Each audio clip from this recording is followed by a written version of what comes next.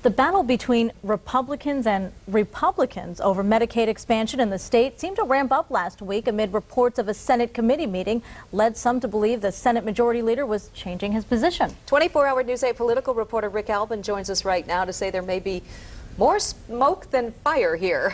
Yeah, I think there is both more and less going on than appears here.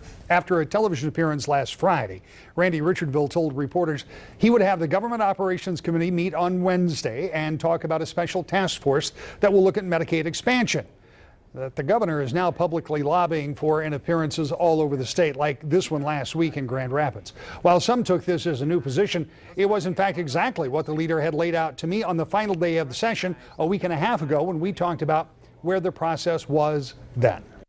So at this point in time, I think what we're going to do is let the governor know that we appreciate his leadership on this effort. The Speaker of the House and the members of the House that have sent over to us what I think is a reasonable starting point, and that we're going to set up a special task force, an internal legislative task force, put 4 or 5 of the members that seem to be the best versed on it, take another look at it, see if there's a way to maybe put a little more conservative handprint, a little more behavioral changes, a little more of an improvement to what I think is a pretty good start. We'll work on that for the summer and plan to have another look at it in the last week of August, I would say. Taking some limited testimony at the hearing is somewhat new, but it would appear that overall nothing has changed fundamentally. Republicans in the Senate will look at the issue over the summer, then perhaps take a vote in late August, as the Majority Leader said, maybe even early September. Rick, there's been some talk about the Senate coming back into session on Wednesday. What do you think about that?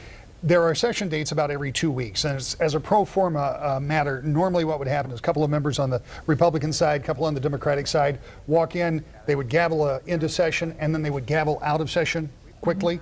What's going to happen is Democrats have already said they're going to have all their members there on Wednesday. So now what I'm hearing is Republicans may have a larger turnout than they would have normally expected to. And this is speculation on my part, but it's not impossible to believe that if all 12 Democrats are going to be there, Republicans may want at least 13 in the chamber, right, so they still have that majority advantage. So there may be a few more people there. Members I talked to today said, yes, some of us are going to be there, but there are no votes scheduled. I don't think this changes anything fundamentally. Of course, we've got another 36 hours. That could all change again. That's very true. Rick, Thanks, thanks. Rick.